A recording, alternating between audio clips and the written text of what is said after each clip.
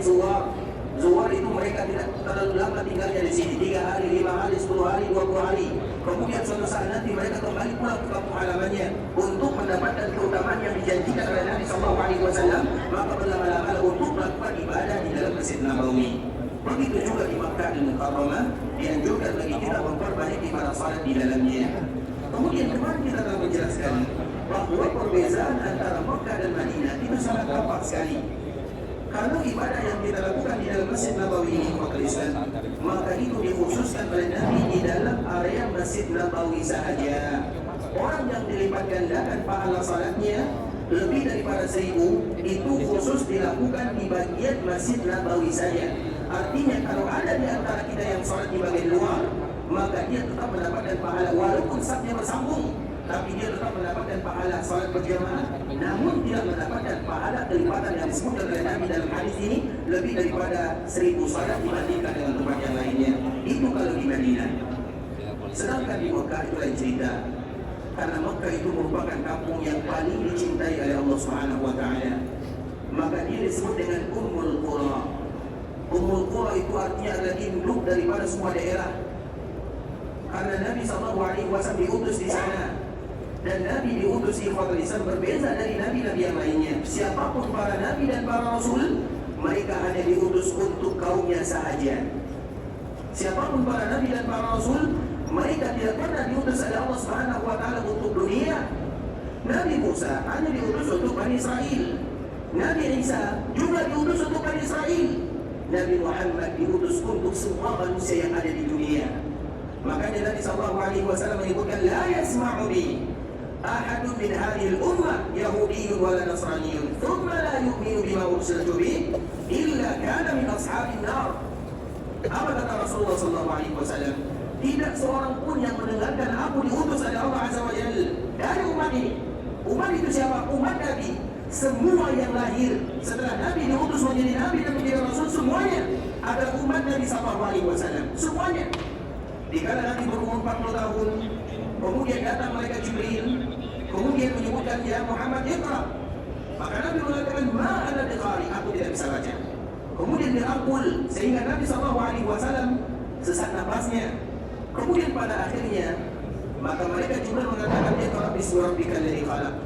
Sehingga nubbi abi iqra, Nabi diberikan atau menjadi Nabi dengan kalimat iqra. Nubbi abi iqra wa ursila bil muddatsir. Nabi diutus menjadi Nabi dengan kalimat iqra dan diutus menjadi Rasul dengan kalimat ya ayyuhal muddatsir. Terlepas daripada itu semua ikhwatul Islam, setelah Nabi diutus, semua yang ada itu adalah umat Nabi SAW. Semuanya di dunia. Hanya saja umat Nabi terbagi kepada dua. Yang pertama disebut dengan ummatud dakwah. Ummatud dakwah itu artinya semua mereka wajib menerima dakwah Nabi. Siapapun yang tidak menerima dakwah Nabi, maka ancamannya neraka Allah Subhanahu wa taala. Kemudian yang kedua disebut dengan ummatul ijabah, yaitu mereka yang mengijabah dakwah Rasulullah SAW. Agar kita tahu bahwa Nabi diutus untuk semuanya, sedangkan Nabi manapun hanya diutus untuk kaumnya sahaja. Itu ketentuan dari Allah Subhanahu wa taala, dan itu adalah bentuk kesempurnaan risalah baginda Muhammad bin Abdullah SAW.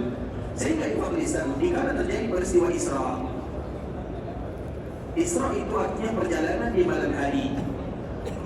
Ketika Nabi diperjalankan dari Mekah menuju Masjidil Aqsa.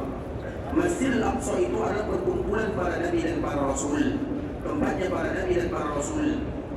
Kemudian dikala Nabi sampai di sana ikhwatul Islam, maka Nabi salat, dan bukan sembarangan salat. Nabi menjadi imam. Kemudian makmumnya bukan sembarangan, makmumnya adalah semua para Nabi dan para Rasul. Di situ merupakan salat yang paling indah, karena imamnya adalah Rasulullah SAW dan makmumnya adalah semua para Nabi dan para Rasul. Para Nabi dan para Rasul yang jumlahnya 124.000 orang, maka mereka semuanya menjadi makmum, seolah-olah mereka memberikan tampuk kenabian dan risalah Allah Subhanahu wa taala kepada baginda Rasulullah SAW. Yang 124.000 ini, di dalamnya ada Rasul, di dalamnya ada Nabi. Mereka berdakwah kepada umatnya masing-masing.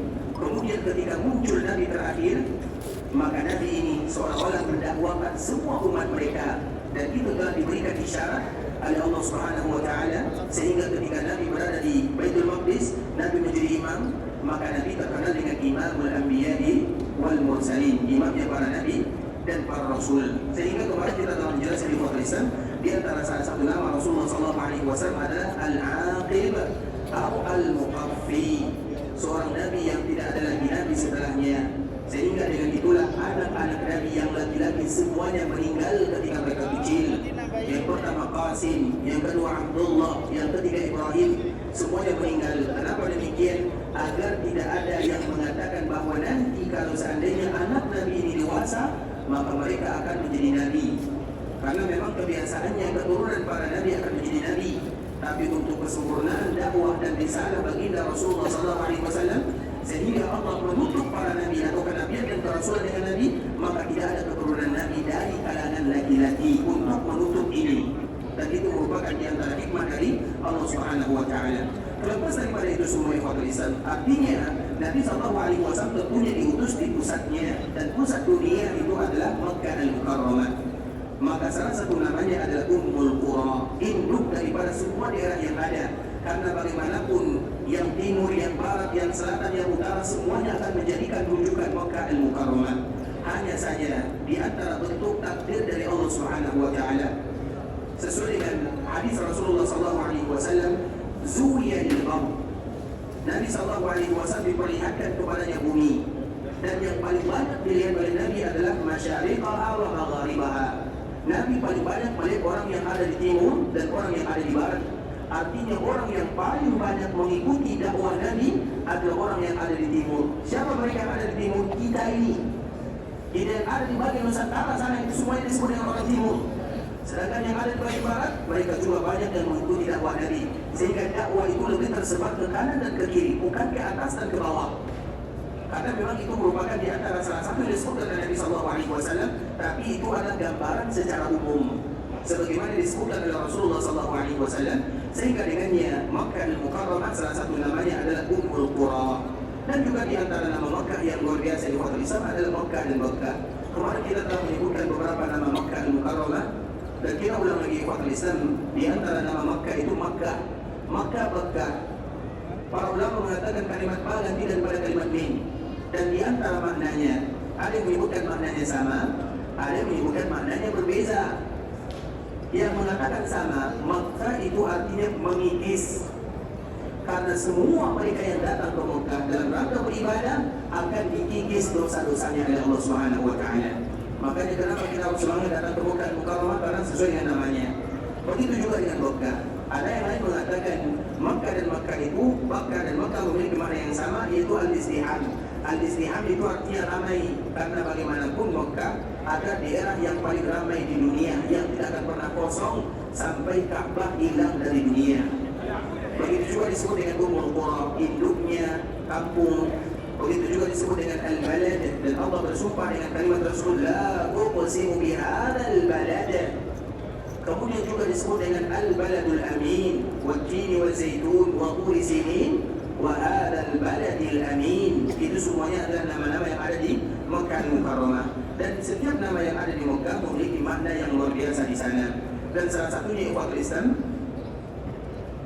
adalah Makkah.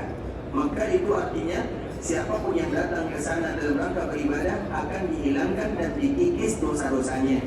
Dan di antara bentuk Allah Subhanahu wa taala menghilangkan dosa seorang hamba yaitu dengan dilipatkan pahala yang mereka lakukan di sana. Apapun ibadahnya, maka akan dilipat gandakan. Salah satunya adalah ibadah salat.